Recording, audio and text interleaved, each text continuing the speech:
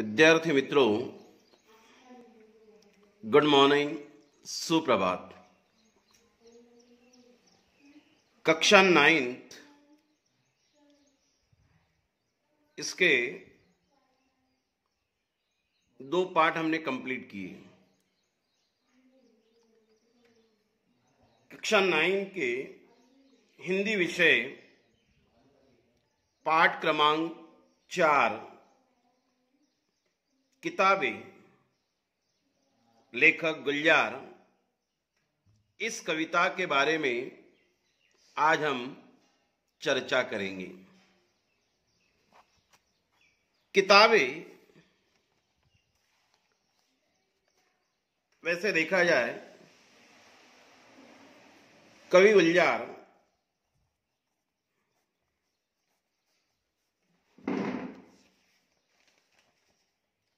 कविता का नाम जो है किताबें।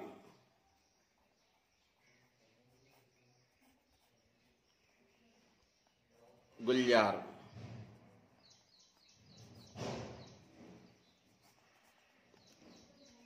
कवि गुलजार जी का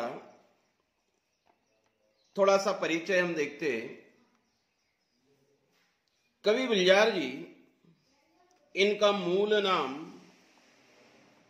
समपूर्ण सिंह कालरा था। क्या था? समपूर्ण सिंह कालरा, ये नाम उनका है। लेकिन जब उन्होंने साहित्यिक नाम जो है गुलजार, इस गुलजार जी का जो जन्म है, ये जन्म 18 अगस्त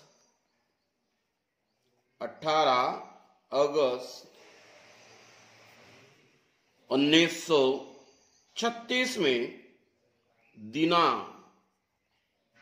जो पाकिस्तान का इलाका था, यहां इनका जन्म हो चुका है। लेकिन जब भारत पाकिस्तान का विभाजन हो चुका, उस वक्त वह बंटवारे के बाद अमृतसर, जो पंजाब, इस इलाके में बंटवारे के बाद आ चुके। उसके बाद वो मुंबई की ओर आए। मुंबई की ओर आने के बाद उन्होंने काफी संघर्ष किया और अच्छे गीतकार, अच्छे कवि, अच्छे फिल्म चित्रपट निर्देशक, अच्छे संवाद लेखक के रूप में इनकी ख्याति हमें दिखाई देती है। समपूर्ण सिंह, असल में समपूर्ण सिंह कालरा उर्फ गुलजार, इनकी शादी 1973, राखी, ये उनके पत्नी का नाम था। उनकी एक लड़की थी, इन लड़की का नाम है मेघना। मेघना, ये जो उनकी लड़की का नाम है। बच्चों, असल में इन्होंने जय हो ये जो गीत, प्रसिद्ध गीत जिनको अक्सर पुरस्कार मिला हुआ है, स्लमडॉग मिलियनेयर, इस पुरस्कार के इस चित्रपट में ये गीत था जिसको उनको एक पुरस्कार मिला हुआ है। फिल्म निर्देशक के रूप में उन्होंने मेरे अपने, परिचय, कोशिश, आंधी, किनारा, मौसम, ऐसी ढेर सारी फिल्में इन्होंने की हुई है। संवाद लेखन के रूप में भी इन्होंने कार्य किया हुआ है। ये संवाद लेखन असल में आशीर्वाद चित्रपट होगा, आनंद होगा, खामोशी होगा। ये चित्रपट में इन्होंने संवाद लेखन का कार्य भी किया हुआ है।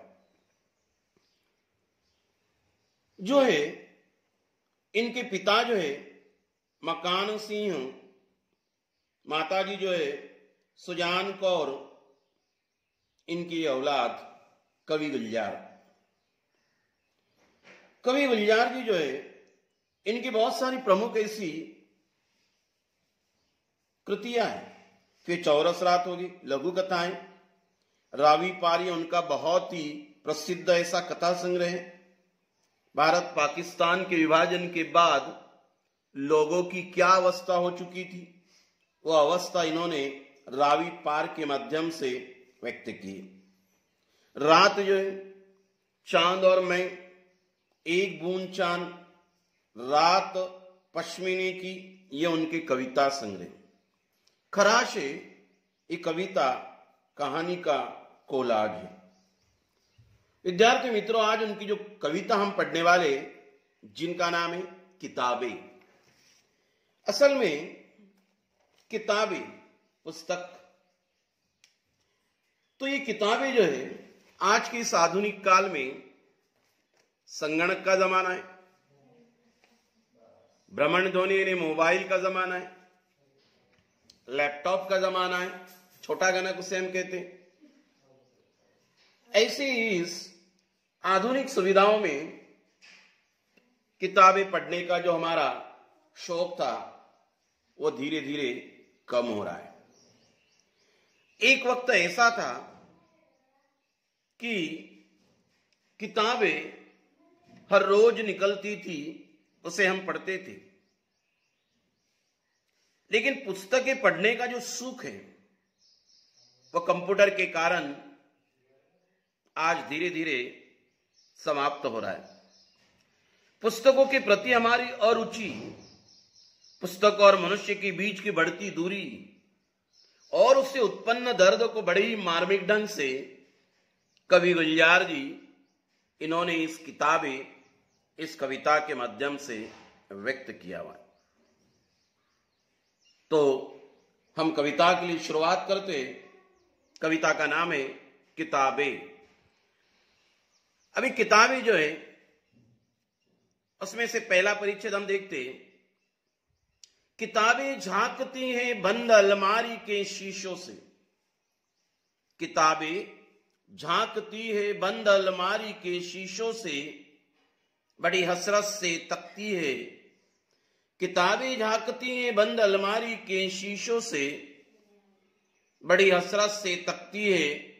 महीनों अब मुलाकातें नहीं होती, जो शामें उनकी सोबत में कटा करती थी अब अक्सर। कवि कहते हैं जो किताबें यानी पुस्तक,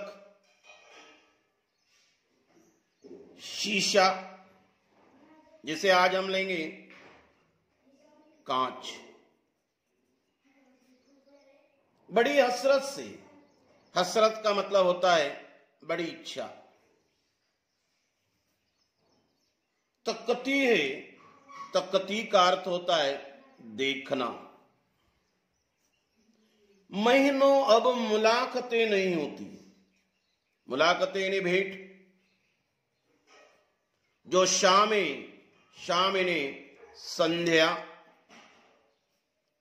उनकी सोबत में कटा करती थी। कटना, गुजरना। कवि क्या कहना चाहते हैं? कवि कहते हैं कि किताबें जो है, ये किताबें रखने के लिए हमारे घरों में अलमारियां होती थी, और ये अलमारियां, उसके सामने जो है कांच लगे रहते थे, शीशे लगे रहते थे। वो कांच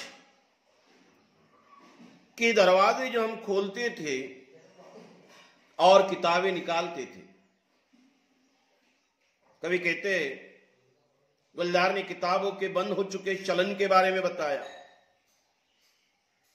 कभी कहते कि वो किताबें अब बंद अलमारी के शीशों से, जो बार बार निकलने वाली किताबें जो हैं वो अभी अलमारियों में बंद हो चुकी है, उसे कोई निकालता नहीं। उसके चलन के बारे में कभी कहते हैं किताबें अब सिर्फ अलमारी में बंद रहती है और उसे बाहर आज के इस वक्त में, समय में हम निकालते नहीं। यही किताबें बड़ी हसरत से, बड़ी इच्छा से, जो सिर्फ अलमारी में बंद रहती है, वो किताबें उसे बाहर निकालने की हसरत के लिए अलमारी के शीशों से ये किताबें हमें ताकती है, देखती है। कोई आएगा,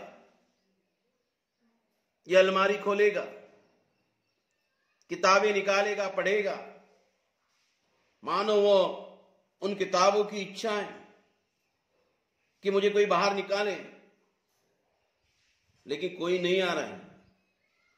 उन बंद शीशों से, बंद अलमारी, उन शीशों की आड़ से वो क्या कर रही है? हमें ताक रही है, देख रही है। उनके अंदर भी हसरत, इच्छा है। एक समय था, एक वक्त था, लोग अक्सर शाम के वक्त समय क्या करते थे? किताबों के साथ अपनी संध्या को गुजारते थे। अभी महीनों अब मुलाकातें नहीं होती। जिन लोगों के घरों में, अलमारियों में वो किताबें, एक वक्त ऐसा था जो शामें उनके सोबत में कटा करती थी। दिन भर काम कर कर आए, जलपान हुआ, किताबें निकाली जाती थी। हर किसी के हाथ में कथा कहानियों की किताबें होती थी और शाम यानी संध्या उन किताबों के साथ क्या करती थी? कटती थी। लेकिन अभी ऐसे नहीं हो रहा है। महीनों महीनों पढ़ने वाले और किताबों की मुलाकात नहीं होती, भेंट नहीं होती। दिन भर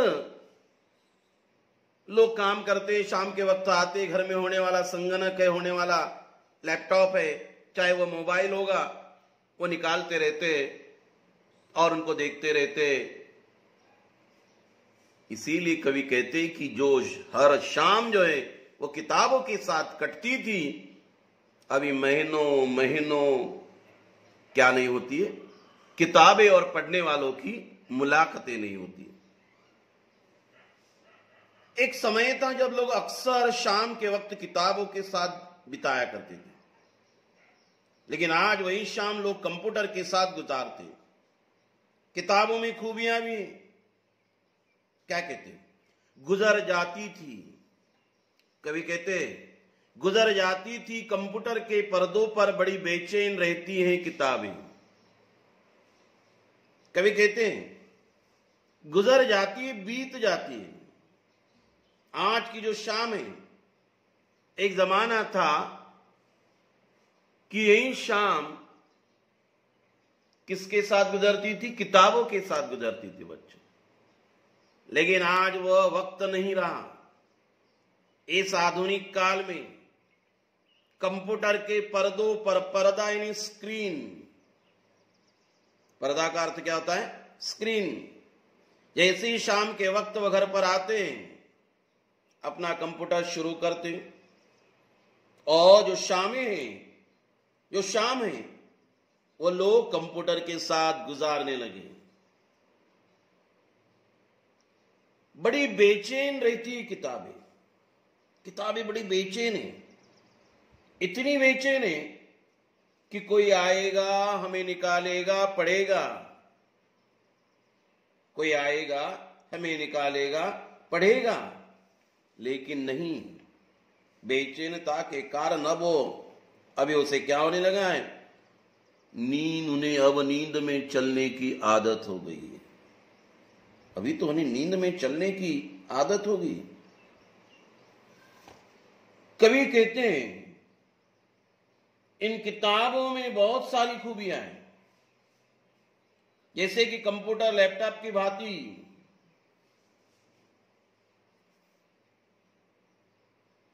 किताबों के अंदर भी बहुत सारी खूबियां। ये किताबें बेचैन रहने के कारण मानो उन्हें अभी नींद में चलने की आदत हो गई। जो कदरे वो सुनाती थी, कदरे ने मूल्य, ऐसे मायने, मूल्य मायने, जो किताबें वो सुनाती थी, जिसे हम पढ़ते थे, आज वह किताबें न निकलने के कारण उसे कोई पढ़ नहीं पा रहा है। जिनके सेल कभी मरते नहीं थे, सेल चाहे वह कंप्यूटर होगा, लैपटॉप होगा, उनके सेल खत्म हो जाने की वजह से वो बंद पड़ जाते हैं, लेकिन किताबों के सेल जो है वो बंद नहीं पड़ते। वो कदरें अब नजर आती नहीं घर में। इसके बावजूद भी आज किताबों का एक वजूद है, लेकिन उनका कोई उपयोग नहीं करता है। वो कदरें अब नजर आती नहीं घर में। संगणक कंप्यूटर के कारण वो कदरें, वो मूल्यवान ऐसी मायने, वो बातें आज अपने घरों में नजर नहीं आ रही है। आज किताबों का महत्व है, लेकिन उनका कोई उपयोग नहीं करता है। और उपयोग नहीं करता है, परिवार और रिश्तों का जो मूल्य वो किताबें हमें सिखाती थी, आज वो किताबों का उपयोग ही नहीं हो रहा है, तो मूल्य हमें कहां से मिलेगा। इसीलिए जो कदरें अब नजर आती नहीं घर में, जो रिश्ते वो सुनाती थी। एक रिश्ते मजबूत बनते थे उससे, कोई मूल्यवान बातें उन किताबों से, संस्कार मिलते थे, लेकिन आज वह नहीं मिल पा रहे। अब घरों में उन किताबों के कारण, न पढ़ने के कारण, उन मूल्यों की कमी हमें क्या करती है, दिखाई देती है। किताबों का महत्व स्पष्ट कर ले। क्या कहते हो आगे? कवि कहते वो सारे उधड़े उधड़े हैं, कोई सफा पलटता तो एक सिसकी निकलती है। कई लफ्जों के मानी गिर पड़े हैं, बिना पत्तों के सूखे टुन लगते हैं। वो सब अल्फाज जिन पर अब कोई मानी नहीं उगते। कवि कहते तीसरे परिच्छेद में क्या कहते हैं, वो सारे उधड़े उधड़े, वो किताबों की जो पन्ने हैं, अब किताबें उधड़ चुकी है। किताबों के साथ वो रिश्ते भी उधड़े उधड़े हो गए, वो खुल चुके। वह कवि कहते हैं आज जब कभी किताबों के पन्ने हम पलट जाते हैं, तो किताबों के पन्ने पलटने के बाद कोई सफा का अर्थ होता है पन्ना। सफा का अर्थ क्या होता है? पेज या पन्ना। कोई पन्ना हम पलटते हैं तो एक सिसकी सी निकलती है, मानो पन्ने पलटे जाते तो उनकी सिसकियां हमें साफ सुनाई देती है। ये सिसकियां सुनाई देती है। इतना ही नहीं, कई लफ्जों के माने गिर पड़े। कई लफ्जों के, लफ्ज यानी शब्द, शब्दों के मान सम्मान क्या हो चुके? गिर पड़े। सारे वो पन्ने उधड़े उधड़े, किताब जो उधड़ चुकी, कोई पन्ना पलटते तो मानो उसमें से सिसकियां निकलती हैं। कई शब्द माने उनका महत्व जो है वह गिर पड़ा हुआ है। शब्दों के मान सम्मान जो है वह गिर पड़े हैं। उनमें समाई ज्ञान का भंडार आज ठूंठ वृक्ष की भांति लग रहा है, जिसका कोई अभी उपयोग नहीं है। बिना पत्तों के सूखे टुन लगते वो सब अल्फाज, वो शब्द जो है उनका महत्व तो गिर पड़ चुका है। लेकिन मानो कोई बिना पत्तों का सूखा टुन जो वृक्ष है, जिसका कोई महत्व ही नहीं होता है, उसी तरह से मानो आज जिसका कोई उपयोग नहीं, उनमें समाहित ज्ञान का भंडार आज ठूंठ वृक्ष की भांति लग रहा है।